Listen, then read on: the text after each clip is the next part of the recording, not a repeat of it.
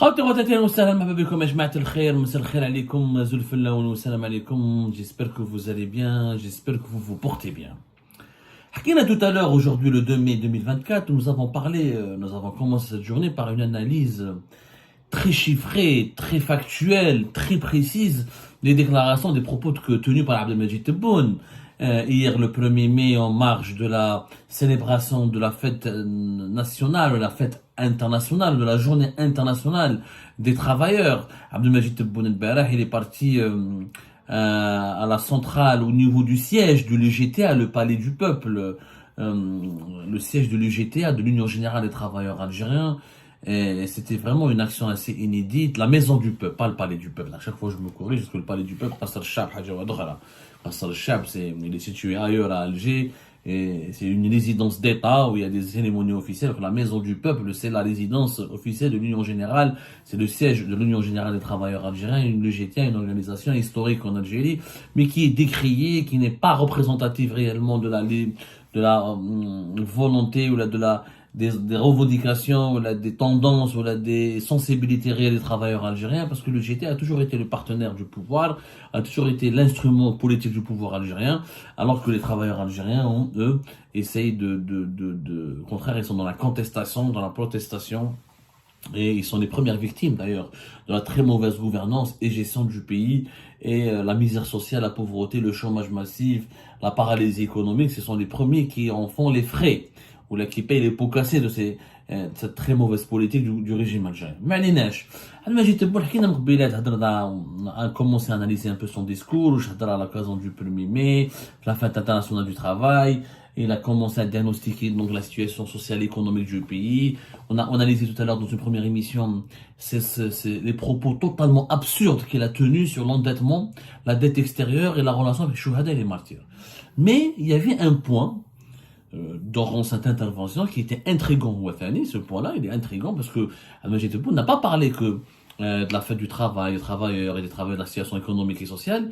Il a parlé d'une région dont les dirigeants algériens n'ont pas l'habitude de parler. Et même une région taboue, les dirigeants algériens généralement évitent de parler de cette région. Ils essayent au moins de l'occulter ou de la banaliser parce que cette région, elle est sulfureuse. Et elle a une connotation politique très contestataire et elle est l'une des régions, pour ne pas dire la région, il faut le reconnaître, qui abrite les plus importants mouvements d'opposition vis-à-vis du système algérien. C'est la Kabylie. Père Tebboune, à la surprise générale, il a parlé de la Kabylie. Où je décris la Kabylie, 1er mai, la fête internationale du travail, les droits des travailleurs, la situation économique et sociale du pays. Il jette comme un cheveu sur la soupe. La Kabylie a été citée dans le discours d'Abdelmajid Tebboune. Il a dit clairement, voilà ce qu'il a dit dans son intervention à la Maison du Peuple à Alger. Certains insultent une région du pays, d'autres les martyrs. Un cadre de l'État s'est permis de s'attaquer à Abben al-Hamdan. Qu'est-il pour parler de Abben? Seuls ses compagnons d'armes peuvent parler de Abben. Voilà. Donc, Abben al-Hamdan Kabyle. Certains insultent une région du pays, la Kabylie, d'autres les martyrs, une allusion claire et précise à la Kabylie. Dans un événement tenu, cette allusion elle est formulée dans une intervention dédiée à un événement qui n'a strictement rien à voir avec l'histoire, même si on va dire le GTA a une relation avec l'indépendance du pays, la lutte pour l'indépendance, mais voilà quoi, c'est vite fait quoi. Et en tout cas, ça n'a rien à voir avec la ségrégation régionale, ou là, les inégalités entre les régions, ou là, le racisme, ou là, voilà. ما فهمناش واش دخل la Kabylie في الوسط.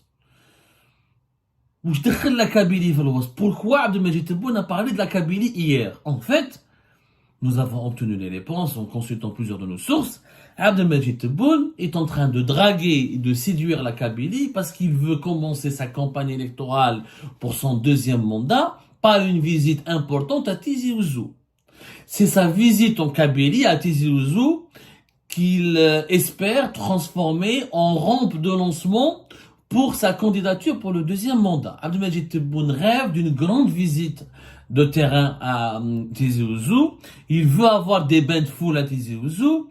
Il espère qu'à Tizi Ouzou sera bien accueilli. Il veut une visite ultra médiatisée à Tizi Ouzou. Il fait de sa visite à Tizi Ouzou l'une de ses priorités actuelles et l'un de ses tremplins pour briguer le deuxième mandat.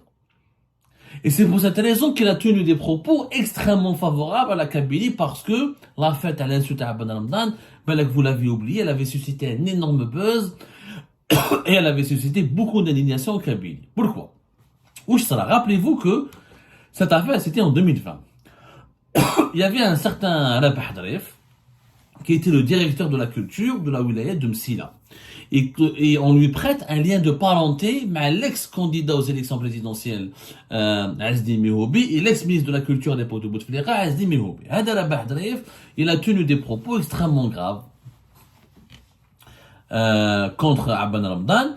Au départ, Rabah Dref, il avait une dispute avec Béchir Derraïs, qui est un réalisateur algérien, le fameux réalisateur du fameux film Abban Ramdan, talentueux réalisateur algérien, intellectuel très engagé, un homme de grande valeur, Béchir Derraïs, que nous saluons, l'une des figures les plus respectées, les plus respectables de la scène culturelle algérienne.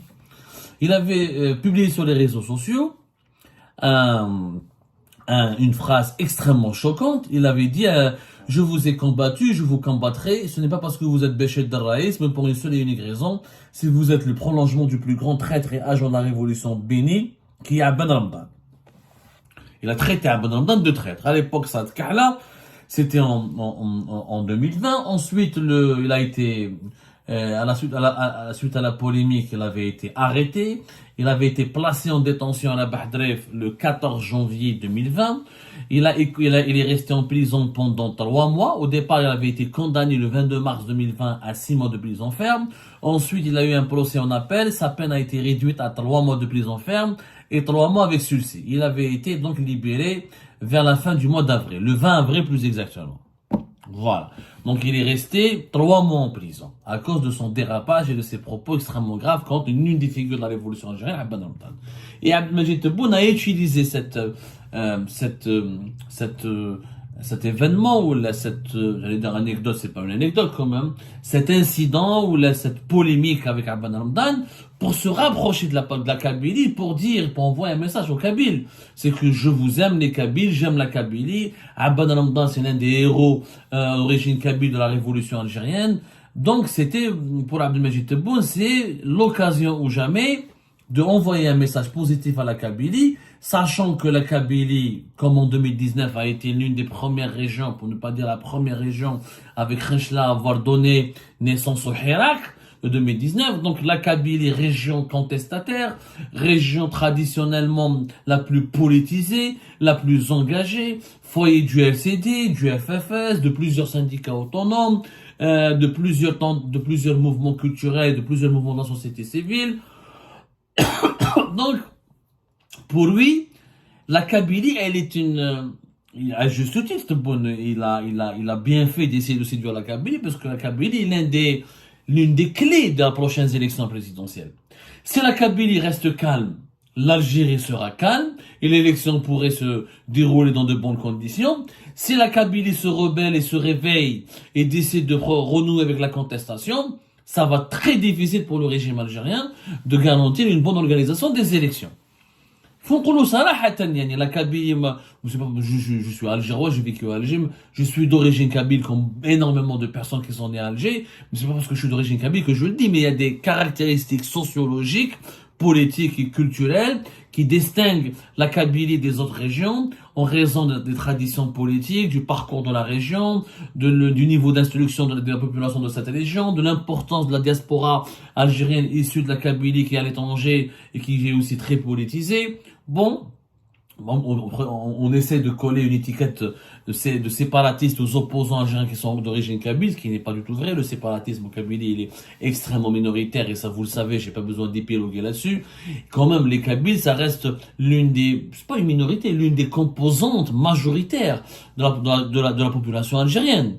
On parle de minorité quand on a 1 million, 2 millions, mais les Kabyles, il y a plus de 8 millions de personnes. Et les statistiques n'ont jamais été réellement révélées, approuvées. Parce que qu'est-ce qu'un Kabyle? Est-ce que c'est uniquement ceux qui sont des locuteurs qui parlent en Kabyle, ou là ceux qui en sont nés de parents d'origine Kabyle? Mais on est au bas mot, 8 millions de personnes. Les wilayas de Tizi Ouzou, de Bdjaya, de Bouira, de Boumerdes, berceau de la Kabylie, sont énormément peuplés. Zid Alger, la capitale, peuplée par beaucoup de personnes kabyles ou d'origine kabyle. Zid dans les autres wilayas du nord du pays, c'est quand même une population assez importante. Et sur le plan électoral, ça peut être la Kabylie est une bombe à retardement. شفناها في 2019 خرات الحراك قال لك concrètement de خراطة ما نكذبوش على روحتينا donc oui, ce qui s'est passé à Kharata en 2019, c'est ce qui a fait chuter le régime de Bouteflika. La Kabylie, elle est crainte. Elle est crainte. Le régime algérien essaie ou à la fois de la domestiquer, de la violenter et de la séduire en même temps. Abdelmajid Tebboune Jmaïa, ce que vous devez savoir, c'est que ça fait 3 reprises que sa visite au Tizi Ouzou a été reportée. Sa première visite était prévue vers le 23 décembre 2023. Ça a été reporté قال لك نديروها في يناير. يناير تاع dernière fois في l'Algérie 2024 يناير c'était le 12 janvier. Ensuite ça a été reporté حبوا يديروها في la fête de la victoire. عيد النصر en Algérie. C'était normalement le 19 mars 2023 2024. 3 reprises reportées. Et Abdelmajid Tebboune à Tizi Ouzou, il a des réalisations importantes à inaugurer, notamment le nouveau stade de Tizi Ouzou, qui est l'un des plus beaux stades et parmi les plus coûteux de ce qui a été réalisé en Algérie durant ces 20 dernières années. Et Abdelmajid Tebboune veut l'inaugurer, comme il a inauguré celui de Stade à Berraqi, sauf que voilà, on oublie souvent de dire que le stade de Tizi Ouzou, ça a été réalisé par le régime Bouteflika. Oui, il y a les Haddad, le groupe TRHB, il y a eu pas mal de corruption, il a coûté énormément cher. Ou le stade de Tizi Ouzou, il y a eu des détournements, effectivement. وحكيناها الحكاية ونعرفوها وما على باليش. Ok, le problème n'est pas là. Mais qu'on le veuille ou non, d'ailleurs il devrait porter le nom de Hussein Aït Ahmed. La décision a été a été prise, mais bon, elle n'a pas été encore on va dire officiellement actée, mais c'est l'un des bijoux de l'Algérie. En tout cas, le stade, il est extrêmement beau, vraiment important. Il a coûté plus de 350 millions d'euros. On dit il est effectivement plus cher que pas mal de grands stades européens. Mais c'est un petit bijou. Il y a eu des affaires de corruption, il y a eu des transferts illicites de devises, il y a eu de la surfacturation. Tout cela est vrai. Mais ça n'empêche, ça n'enlève pas, ça ne dévalorise pas ce projet pour autant. Et ça lui donne, on peut pas se priver de dire que vraiment, quand il sera inauguré, vous allez le voir, c'est l'un des plus beaux joyaux de l'Algérie. Il y a un stade en norme internationale. Tu peux organiser une Coupe d'Afrique des Nations ou là un match de très haut niveau ou là même un match de Coupe du Monde. C'est quand même énorme. Il fait plusieurs équipements, fait des pistes d'athlétisme, fait 10 hectares d'hébergement, fait tout un complexe sportif. Franchement, mais le projet devait commencer depuis 2003. Il a tardé énormément à cause des problèmes qui a eu lieu entre les sociétés étrangères et les sociétés étrangères et les sociétés algériennes qui étaient partenaires de ce projet, notamment le groupe ETRHB de Ali Haddad. Mais on ne peut pas nier que c'est un très beau et très bel édifice, franchement, qui pourrait faire la fierté de l'Algérie. Mais au moins, les serqos ont servi à la construction d'un très beau stade. Alors que dans d'autres scandales en Algérie, beaucoup d'argent a été volé sans que rien ne soit réalisé. Ça ne justifie pas naturellement la corruption, ce qui s'est passé autour de ce stade. En tout cas, ce stade, il est fini, mais c'est Abdelmajid Tebboune qui doit l'inaugurer. Abdelmajid Tebboune veut faire de son inauguration un grand événement qui marquerait le redressement de l'Algérie, le renouveau de l'Algérie, alors que c'est complètement faux. Ce stade qui ferait pratiquement 60 000 places, c'est même pas la nouvelle Algérie qui est ça. Il n'a rien à voir avec la nouvelle Algérie, hein. C'est le stade de Bouteflika. C'est le régime Bouteflika qui l'a construit. باش نفهموا مليح. بما عليناش. Donc, Abdelmajid Tebboune a envie de commencer le mois de mai sa campagne électorale sa pré-campagne électorale où il veut préparer l'élection présidentielle anticipée du 7 septembre en allant à Tizi Ouzou, en réalisant une grande visite à Tizi Ouzou. Mais sauf que les services de sécurité l'ont toujours fait des rapports pour le dissuader d'aller là-bas, et prétextant des potentielles protestations populaires, des problèmes de sécurité, et la visite a été reportée à 3 reprises, et beaucoup de services de sécurité ont officiellement peur que si Abdelmajid Tebboune se rend à Tizi Ouzou, il pourrait provoquer un déclic, des protestations qui pourraient relancer le Hirak, ou là notamment des émeutes ou là des protestations en Kabylie, alors que la Kabylie, depuis les événements, tristes événements d'Adjamal Ben Smaïl le mois d'août 2021, elle est complètement anesthésiée. Depuis les feux de forêt qui ont fait une centaine de morts, avec le crime atroce et le lynchage atroce et barbare de l'activiste et hirakiste Jamal Ben Smaïl, la Kabylie, elle est traumatisée, elle a peur de se révolter et elle a peur de sombrer dans une violence inouïe qu'elle pourrait causer beaucoup de problèmes à sa stabilité, à l'unité nationale. Mais bon, la Kabylie a été traumatisée par l'histoire de Jamal Ben Smaïn et elle s'est calmée. Mais le pouvoir algérien, les services de sécurité en tout cas, ont peur que la visite de Tebboune et la venue de Tebboune en Kabylie ne fasse oublier le traumatisme de Jamal Ben Smaïn et ne provoque une colère populaire assez vive, d'autant plus que la Kabylie, ou les wilayas, comme beaucoup de wilayas du pays, mais la Kabylie notamment, a fait l'objet d'une répression inédite durant le régime Tebboune. Et n'oublions pas la criminalisation aujourd'hui, à cause de la désinformation, de la propagande du régime Tebboune. Aujourd'hui, on n'arrive même pas à distinguer entre celui qui est pour le MAC, le séparatiste, avec le véritable activiste qui défend l'identité de la culture berbère. Il y a eu des confusions extrêmement dangereuses qui ont été entretenues. Énormément de Kabyles ont été emprisonnés. On n'en parle pas, on n'a même pas de chiffres réels, mais on parle de plusieurs centaines de Kabyles qui ont été emprisonnés pour des liens supposés avec le MAC, le mouvement séparatiste pour l'autodétermination de la Kabylie, alors que ces personnes emprisonnées n'ont jamais adhéré au MAC, n'ont eu que des parents au sein du MAC, ou là n'ont échangé brièvement au sein du MAC, ou là ils ont déjà démissionné du MAC, ou mais à cause de l'étiquette du MAC, énormément de Kabyles, femmes et hommes, ont payé un lourd tribut. Ils ont été emprisonnés, jugés, maltraités, traînés devant les tribunaux, inquiétés. Il y a eu énormément de problèmes. On ne le dit pas assez, ou là on ne le dit pas suffisamment, mais il y a eu énormément de problèmes.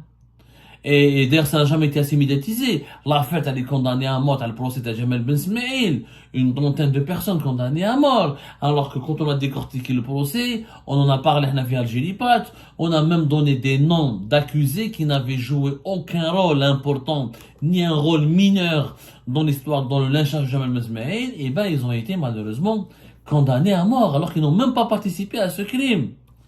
Kéritha. La Kabylie se sent, à l'époque de Tebboune, qu'elle a été instrumentalisée, martyrisée, qu'on utilise la kabilité ou la berbérité ou la défense de la culture et de l'identité amazigh comme étant un marqueur politique pour identifier les séparatistes, et on a entretenu un climat extrêmement tendu en Algérie où la Kabylie n'a jamais été aussi stigmatisée et ciblée. William Tebboune, il veut la séduire, calmer le jeu.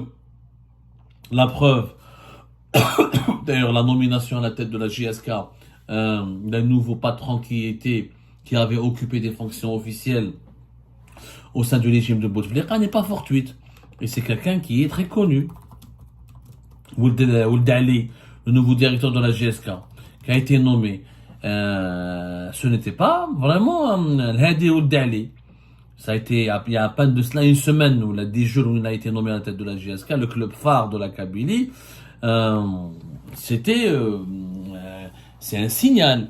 Hadi Ould Ali, il a dirigé la campagne électorale de Abdelaziz Bouteflika lors de son 4e mandat en Tizi Ouzou. C'est quelqu'un qui a beaucoup de réseaux à Tizi Ouzou, quelqu'un qui est respecté, il appartient à une famille, il y a un réseau de personnes influentes et respectées et populaire en Kabylie. Donc il y a eu plusieurs signaux où le régime Tebboune essaye de se réconcilier avec la Kabylie, de faire oublier à la Kabylie le poids de la répression, de la stigmatisation, de la persécution, pour essayer d'écrire une nouvelle page avec la Kabylie, surtout pour contenir une protestation en Kabylie. Et Abdelmajid Tebboune, symboliquement, il a besoin de réussir sa visite en Kabylie. Ça fait très longtemps qu'un président de la République n'est pas parti en Kabylie. Je ne me souviens pas quand est-ce que c'était Abdelaziz Bouteflika, mais je pense qu'il était en campagne électorale lorsqu'il a fait la Kabylie. Ça fait très longtemps qu'un président de la République n'a pas été en Kabylie. Et très très longtemps. Il a été le jeudi 2 septembre 1999 à Tizi Ouzou. Il a été mal accueilli à Tizi Ouzou, etc. C'était très compliqué, vraiment très compliqué de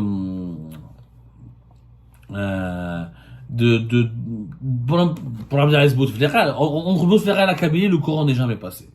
Claire et net et précis. D'ailleurs, le printemps noir de 2001 en témoigne facilement. Mais depuis de très nombreuses années, il n'y a pas eu je dis bien, un président de la République qui est parti en Kabylie. Donc, c'est une symbolique forte qui est censée permettre au régime algérien de démontrer que le pays est uni, que le régime contrôle l'ensemble de son territoire, qu'il n'y a pas de territoire où la République algérienne n'est pas, où le régime algérien n'est pas puissant, n'est pas le bienvenu, que tout est sous son contrôle, que tout le peuple, que toutes les régions du pays sont soudées autour du régime algérien. Donc il y a une symbolique très très forte dans cette histoire, dans cette visite de Tebboune en Kabylie. Mais il a envie de la réussir. Or, beaucoup de services de sécurité, même des membres de son entourage, essaient de le dissuader ou de le déconseiller, parce qu'en Khaïfine, ça peut être le déclic, où là, il peut avoir un incident, ou là, une provocation de part et d'autre, ou là, il peut avoir une étincelle, Hagda, qui peut déclencher une émeute, une protestation, des rassemblements, un mouvement de colère. Et ça risque de perturber la visite, d'enclencher, de donner ensuite lieu à des répressions ou à des affrontements avec les services de sécurité, ce qui pourrait ensuite relancer la contestation en Kabylie. Pourquoi Abdelmajid Tebboune essaie de séduire la Kabylie pour essayer d'y aller, de préparer le terrain pour sa visite le plus calmement possible?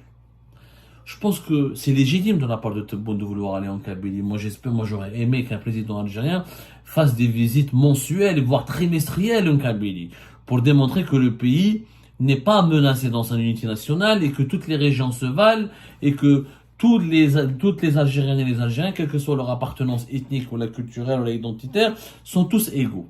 Et on aurait aimé, comme Abdelmajid Tebboune, j'en ai parlé déjà, j'aurais aimé qu'il vienne en Kabylie bien avant.